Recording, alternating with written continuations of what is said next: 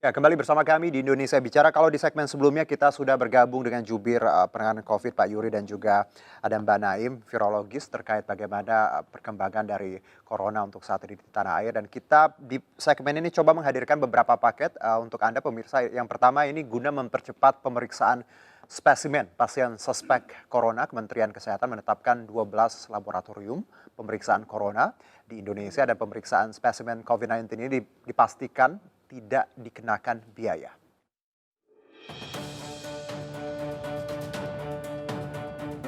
Melalui keputusan Menteri Kesehatan nomor 182 tahun 2020 tertanggal 16 Maret 2020, Kementerian Kesehatan menunjuk 12 laboratorium pemeriksa COVID-19 sebagai berikut. Balai Besar Laboratorium Kesehatan Jakarta, Balai Besar Laboratorium Kesehatan Palembang, Balai Besar Laboratorium Kesehatan Makassar, Balai Besar Laboratorium Kesehatan Surabaya, Balai Penelitian dan Pengembangan Kesehatan Papua, Balai Teknik Kesehatan Lingkungan dan Pengendalian Penyakit Jakarta, Balai Teknik Kesehatan Lingkungan dan Pengendalian Penyakit Surabaya, Balai Teknik Kesehatan Lingkungan dan Pengendalian Penyakit Daerah Istimewa Yogyakarta, Laboratorium Kesehatan Daerah DKI Jakarta,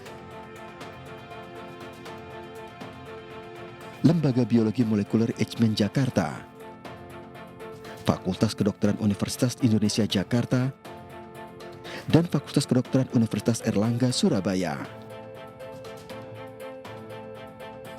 Kedua belas laboratorium ini akan membantu Laboratorium Rujukan Nasional Pemeriksaan COVID-19 di Badan Penelitian dan Pengembangan Kesehatan untuk mempercepat pemeriksaan spesimen COVID-19 yang dikirim oleh rumah sakit.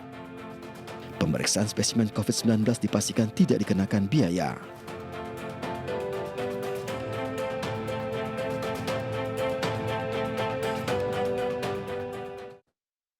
Baik, tadi kita sudah simak ada beberapa laboratorium yang ditunjuk tadi untuk Anda bisa menggunakannya kalau ingin tadi mengetes atau seperti apa dan dibebaskan biayanya seperti itu. Dan saat ini di segmen ini kita sudah terhubung dengan Profesor Hadi, ini matematikawan yang juga beberapa waktu lalu menyebutkan bahwa puncak sendiri akan berada di April atau mungkin Mei menjelang puasa. Saya coba confirm lagi.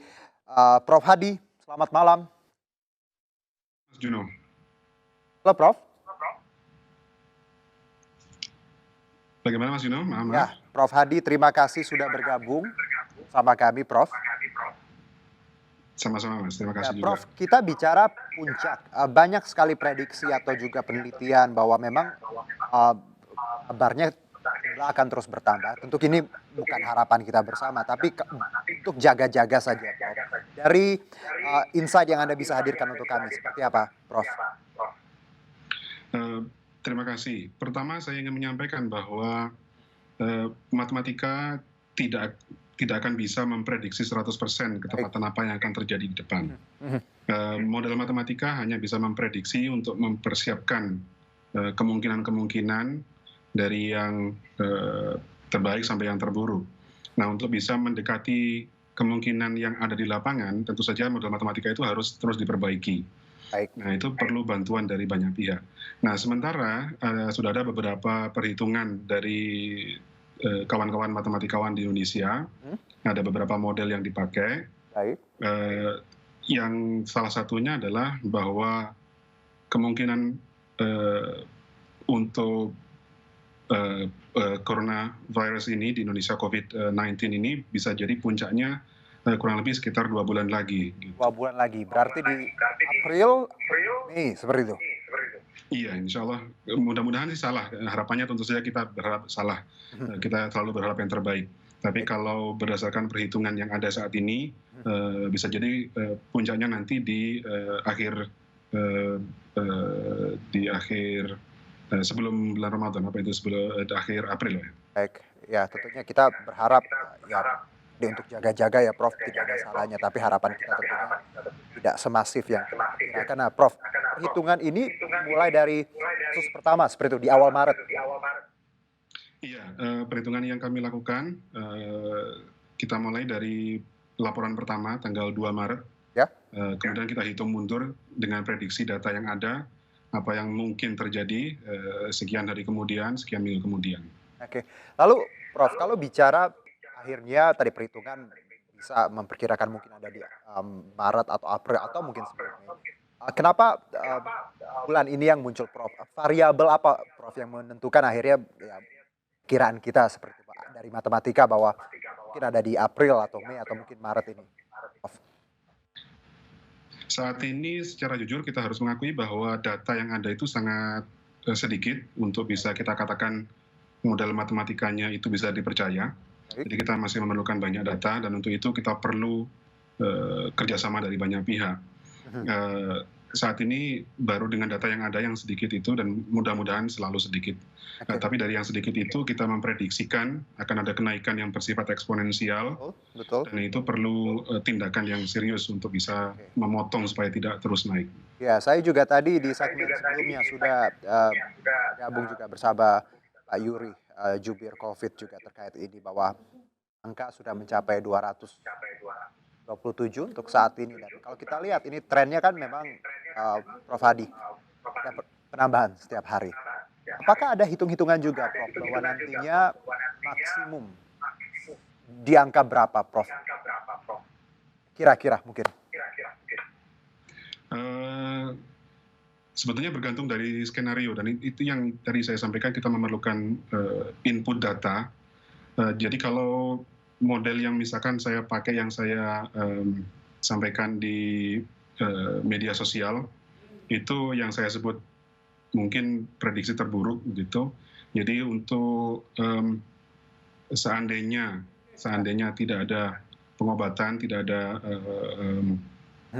pencegahan yang baik, itu bisa dalam 2 bulan itu bisa 50% dari populasi bisa terinfeksi.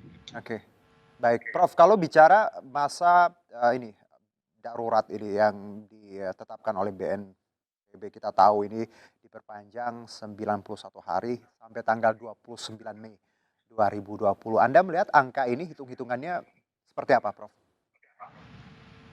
Eh, Menurut saya masih masuk akal dan Oke. itu yang perlu kita antisipasi juga, terutama bagi eh, tenaga kerja di kesehatan. Mhm mhm.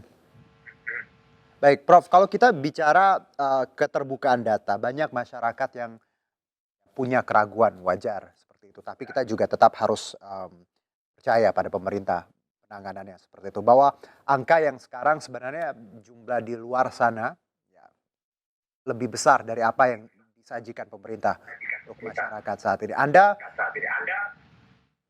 setuju dengan mungkin argumen dari sebagian masyarakat bahwa it's even more than that yang kita dapat sebenarnya?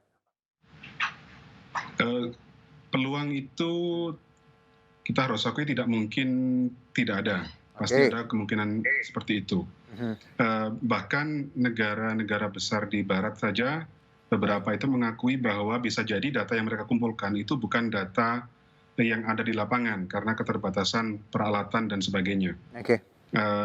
Dan itu yang menurut saya juga perlu kita perhitungkan Baik.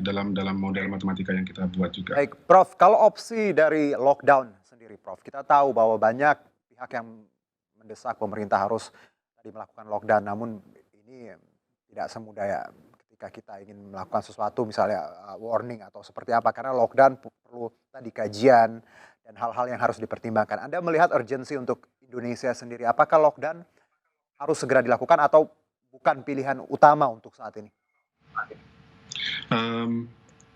Dari model matematika yang saya sampaikan, yang minimal yang kita harus lakukan adalah pembatasan pergerakan.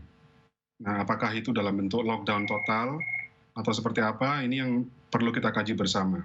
Karena kalau dari matematikanya, seperti yang saya sampaikan, kalau matematika yang saya kerjakan saat ini, itu kalau tidak ada pembatasan pergerakan, dinamika masyarakat masih berinteraksi sebagaimana biasanya, itu yang 2 bulan puncaknya itu bisa lebih parah dari itu, gitu. Masih bisa mundur lagi puncaknya dan jumlah yang sakit masih bisa terus bertambah.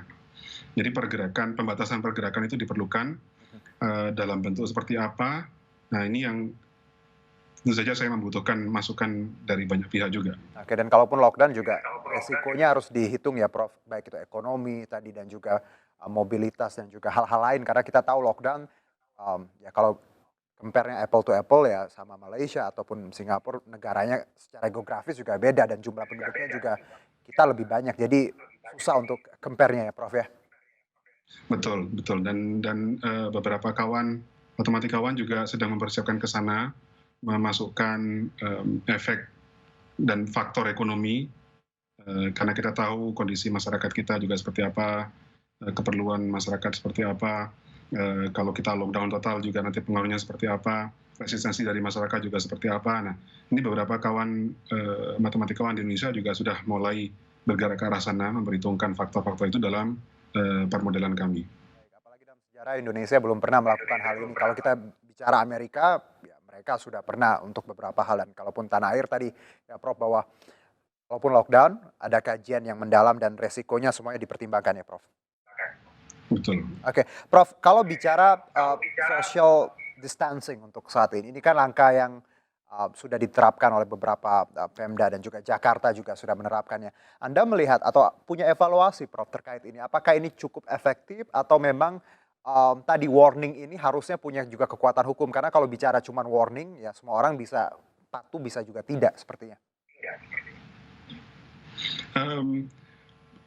Kalau untuk dari sisi permodelan matematika, ini faktornya juga recovery time dari orang yang sakit itu juga kita saat ini masih belum tahu persis. Ada beberapa informasi, misalkan ada yang mengatakan 10 hari, ada yang mengatakan 14 hari, ada juga yang mengatakan bisa sembuh dalam periode tadi tapi bisa jadi terinfeksi lagi. Jadi ada banyak faktor dari segi matematika yang perlu kita perhitungkan. Nah, kalau social distancing itu dilaksanakan, itu paling tidak dari segi matematika yang kami kerjakan, paling tidak itu bisa menghambat kenaikan. Jadi pertambahan orang sakit itu tidak sesignifikan ketika tidak ada social distancing. Oke, jadi social Tapi dari distancing. segi matematika, sayangnya social distancing itu saat ini mengatakan kita perlu lebih dari itu. Kita perlu pengobatan, kita perlu yang lain untuk bisa menekan. Jadi tidak hanya mendelay, menunda pertumbuhan, tapi juga bisa menghapus penyakitnya. Baik, Prof. Jadi at least untuk saat ini, kalaupun ada himbauan social distancing, kita juga harus patuh seperti itu ya, Prof ya. Ini penting untuk memberi kesempatan kepada semua pihak untuk mencari solusi yang terbaik gitu bagi semuanya. Prof, tadi Anda menyebutkan bahwa ya secara matematika bahwa memang tidak bisa akurat 100% prediksi kita dan kita harapannya memang tadi ya we prepare for the worst tapi kita juga tidak ingin hal itu terjadi. Untuk masyarakat Prof, apa yang ingin Anda sampaikan? Antisipasi atau seperti apa optimisme yang harus kita jaga?